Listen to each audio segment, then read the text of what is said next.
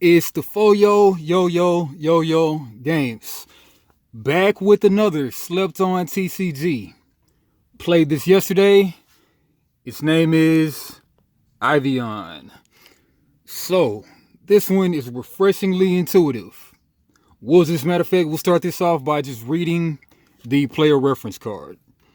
So, pretty much on your turn, start of your turn, you're going to draw a card, gain 3 actions. Okay, we got 2 resources in the game. And they're counted up by dice. So the actions are going to be your yellow goldish thing, say yellow, and then we got the power, aka the mana, which is the blue. So at the start of your turn, you draw a card, you gain 3 actions. Right there. Then you gain an initiative token, which can be used to do an extra move or draw a card. You just flip it over to the gray side. Okay. Then you go right into your main phase. Spend 1 action to move 1 tile. Or you could expend your initiative token to draw a card or move for free. See, like, it's so intuitive, I didn't even have to think of it. It says it right there. Okay, you spend resources to remove control. Okay, let's get into control. Okay, so what's really cool about this game is you've got these control effects. Basically, like if you were coming from a Magic player's perspective, you would look at this like maybe tapping something down, kind of. And it's not really like a debuff, like giving something a -1/-1, kind of like. But anyway, okay, we got 3 types of control effects. We got slowing, which is the feet, slow them down, slow. Then we got silence, which is, you can't use your speech bubble, silence. And we got disarm.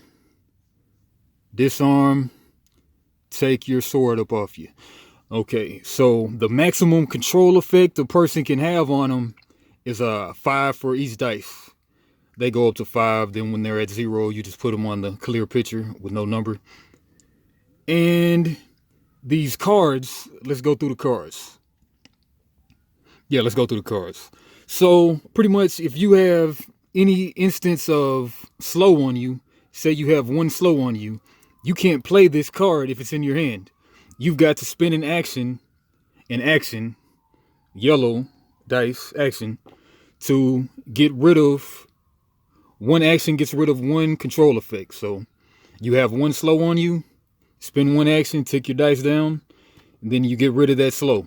But say you got 5 slow on you, then you're going to have to basically spend 5 actions to get rid of that.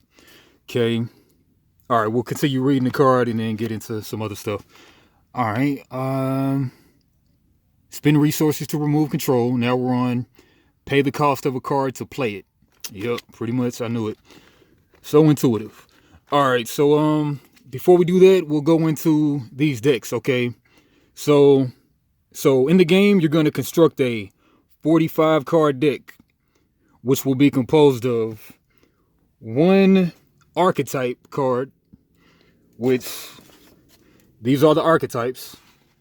You got 1, 2, 3, 4, 5, 6, 7, 8, 9, 10, 11, 12 archetypes. No. 12 specializations. You got 2 type archetypes.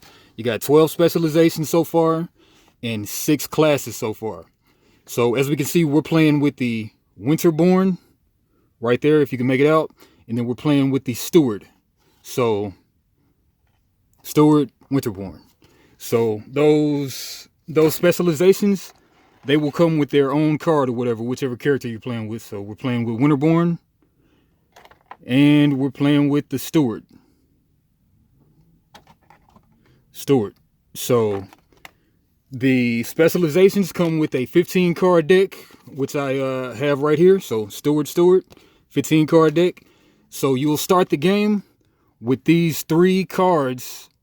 One of them will be the Steward card. You'll start with that in play. You always have that in play. You can utilize that. And then with the Steward comes this 14 card deck. Okay. So then you'll shuffle that with, say, like these starting decks. They're monocolored decks, but basically this deck is composed of enough cards of Warrior, since it's just 1 color, But we could have made a gray blue deck, gray green deck, whatever. But basically all these cards right here are warrior. So we've got two 15 card decks in here. Well, I mean two times 14 cards, and then the other card from the 15 is these. Start with these in play. You can always use these. And pretty much the anatomy of a card. Pay the cost of a card to play it. So to play this card duck right here, you would simply go -1 on an action. So say you start your turn with 3 and you want to play duck. You just simply tick this down to 2, and then you would tick down your power 1. So say you have 2 power, simply go to 1. And then you can play that card. Now, of course, the opponent might have a counter, which this is a perfect illustration of a counter because it's a counter. And target card targeting you unless its controller spends 3 resources. Resources are both the power and the actions. Okay. Now, and of course, let's say again, if I had any instance of control on me, I couldn't even play this card because you need to be free of slow and silence to be able to play this card. Now, say I had a power control on me, I can still play this card because that doesn't matter. But okay, the instant spells in the game all have an exclamation point right here, so that's the instance. Okay, so that's pretty much how you pay the cost of a card to play it. Now, some cards, say you play this card, Strike, which is one of these 3 spells that you always have access to. You would pay 1 action right here, so you're at 2, go down to 1. And then actually for playing this card, you actually get to gain a power. So you go up. So oftentimes you'll just be trying to, sometimes you'll gain power and you can play more cards. It's kind of crazy like that. All right, that's how you play a card, pay the cost. Okay, when you no longer wish to choose main phase options, your turn ends. And your mana, your power, and actions, they float, they keep on going to the next turn. But you can have maximum of 5 of any one dice face. So like, it doesn't go up to 6, just 5. You cap out right there. Then at the end of the turn, you discard your excess cards until you have 7 cards in hand. And any unspent initiative tokens are set aside and removed. So they're not saved between turns. Then the next player's turn begins. And of course, like I said, these tokens, you can spend them to make a move or draw a card from your deck. Okay, let's go to this player reference card. Playing cards. Basically, we already went over this. I mean, I said this game is so intuitive. It really doesn't make sense. Okay, so allocate any negative resources shown at the top corners of the card. So yeah, life drain, you'll have to lose an action, but you gain a power. And then you look for if your enemy responds with an instant, aka like a card that has an exclamation point on it. Okay, so if the requirements to play your card are still met, your card resolves, resources allocated are spent, gain positive resources and follow the rules text, then place it in your discard. Yeah, and if you're controlled by any of those, you can't play the cards with the symbol colored. When you spend resources in any way, remove that much control. So either power or actions. And yeah, pretty much that is the game. Super cool, super fun. You're on a 4x4 grid right here. 4x4 grid. You will spin an action. You can move a tile. If a card causes a card to be difficult terrain, then you would actually flip it on the other side. Then this tile costs 1 more resource to move into.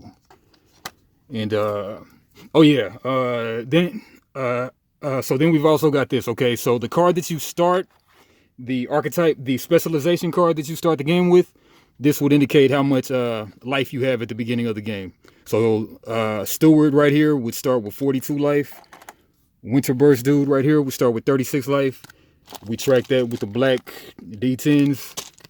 And whenever you get knocked down to 20 life, you will actually get what they call a second wind. That is when you draw 5 cards and bottom deck three of those cards and add 2 to your hand.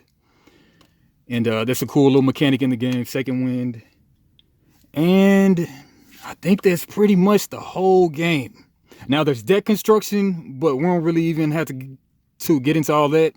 But you got to do some kind of little algorithm, some kind of simple formula to make a legal deck out of the pluses and minuses. But I just played with the starter deck so far. And then you might have like field spells. You might have multiple instances of field spells come on you. Then you just basically use one of these to determine like which spell it is that's on you. And other than that, man, it's super fun. And they're actually they're coming out with a second part to this game. They're gonna do it in boxes of 2, so it'll be like a little more affordable, probably like $30 a box. And you can hit up ivionccg.com to grab them. They might even be on Kickstarter where you can still get them, or maybe on GameFound. But right there, Ivion. Feel free to hit me up with some of that product too. But for now, I think that's all we got. Tupac, Later.